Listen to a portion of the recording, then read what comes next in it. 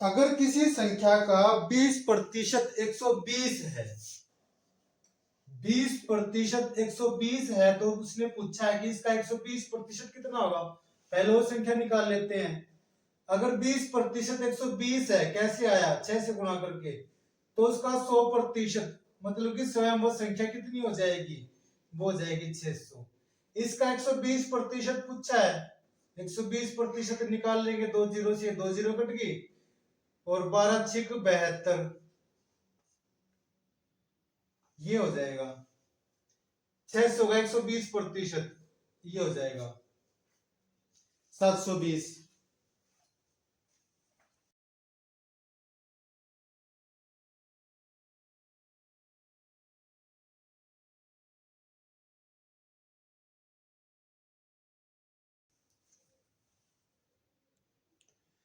Next,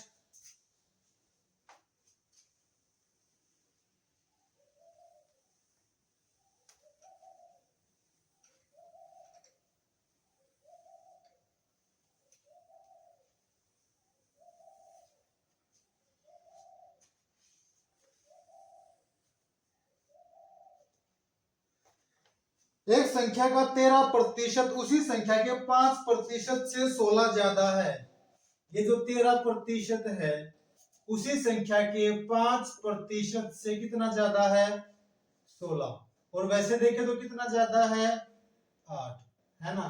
तो इसका मतलब अगर मैं कहूं 8% का मतलब 16 है, तो स्वयं वो संख्या कितनी हो जाएगी, 2 से गुणा करने पर आया, इसको भी 2 से गुणा कर देते हैं, वह संख्या हो जाएगी 200। यही पूछा है कि वह संख्या क्या होगी, वो संख्या हो जाएगी 200।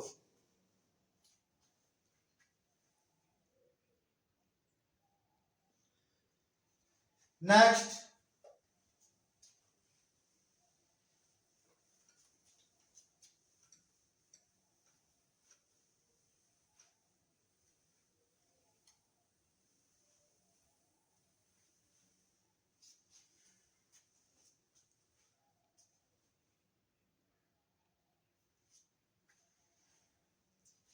ए का 20% बी के 50% के बराबर है, तो पूछा है ए का कितना प्रतिशत बी है। ठीक है, इसको दो तरीके से कर लेंगे सवाल को। ए का 20% जो है बी के 50% के बराबर है, डायरेक्ट लिख लेंगे यहाँ पर। प्रतिशत इसलिए नहीं लिखा क्योंकि कट जाएगा बाद में। ठीक है, 0 से 0 कट गई। ए और बी का अनुपात क्या आ जाएगा, ए के नीचे आता है 5 और बी के नीचे आता है 2, ये अनुपात आ गया। इसने पूछा है कि ए का कितना प्रतिशत बी है, ये जो बी है इस ए का कितना प्रतिशत है, निकाल लेंगे। प्रतिशत निकालने के लिए 100, ए का पूछा है तो ए का मान नीचे आएगा, और ये बी कितना प्रतिशत है ए का, तो ये बी ऊपर आएगा, सोल्व कर लेंगे। 40% है। ठीक है, इसको एक और तरीके से कर लेते हैं। हमारे पास इक्वेशन है कि ए का 20%, ए का 20% बी के 50% के बराबर है, ये इक्वेशन दे रखी है। और इसने हमसे पूछा है कि ए का कितना प्रतिशत बी है, ए का कितना प्रतिशत बी है, इसको मैक्स मान लेते हैं। ये हमसे पूछा है ए का कितना प्रतिशत बी है। ठीक है, यहीं से सोल्व कर लेते हैं सवाल को। बी को इसी तरफ रख लेंगे। ठीक है, प्रतिशत को काटेंगे नहीं, इस वाले प्रतिशत को यहीं रख लेते हैं। इसको हम 50/100 लिख सकते हैं। 50/100 का आ जाएगा 1/2। ठीक है, 1/2। ये तो इस तरफ गुना होके इस तरफ आएगा तो गुना होगा, यह आ जाएगा 40 और ये प्रतिशत। ठीक है, ये तो इस तरफ चला गया तो मैं इसको यहां से हटा देता हूं। ये मैंने हटा दिया, वही इक्वेशन आ गई। b बराबर a का x%, b बराबर a का 40%। तो जो b है वो a का 40% है। ऐसे भी कर सकते हैं, ऐसे भी कर सकते हैं, दोनों तरीके से सवाल को कर सकते हैं।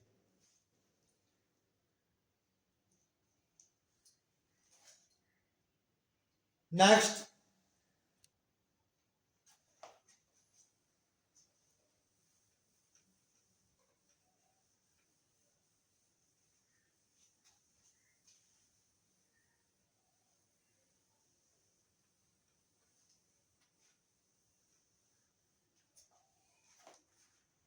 कौन सी संख्या 100 के 90% से 40% कम है?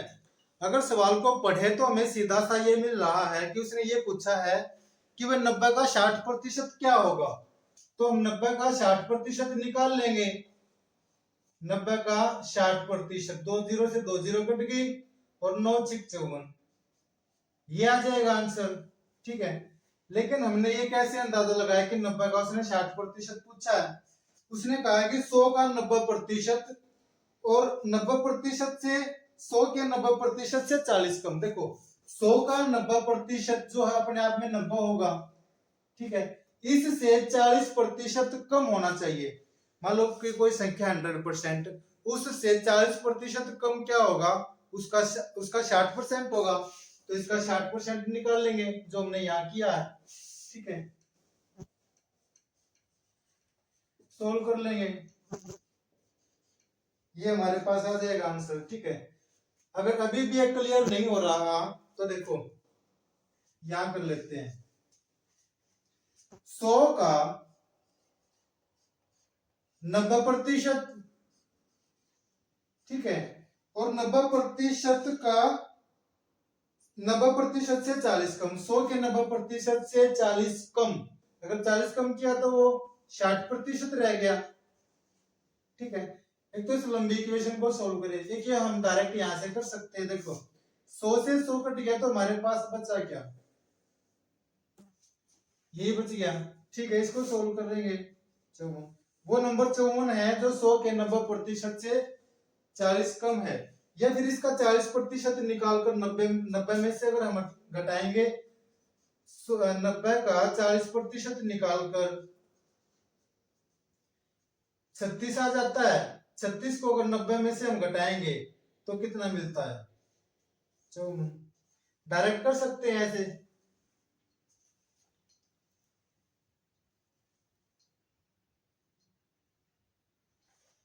नेक्स्ट,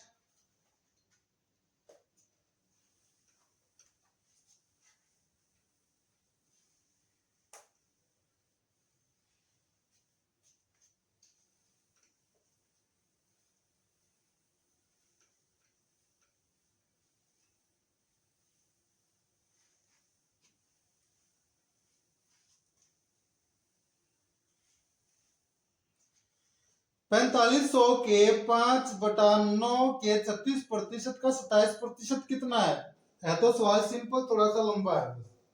ठीक है, तो इतना लंबा भी नहीं कि कैलकुलेशन टाइम से नहीं होगी, कर लेंगे।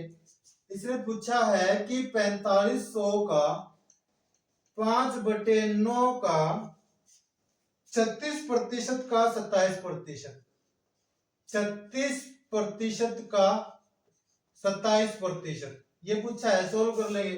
2 जीरो से 2 जीरो कट गई, 9 से इसको काट देंगे, यहाँ जाता है 5। ठीक है, इस दोनों 5 से इसको काट देंगे, 4 आ गया। 4 से इसको काट देंगे, 9 आ गया। अब 27 निम्मा कितने होते हैं? 27 निम्मा होते हैं यहाँ 3 6 18, ये 243। ठीक है, ये आंसर आ जाता है हमारे पास।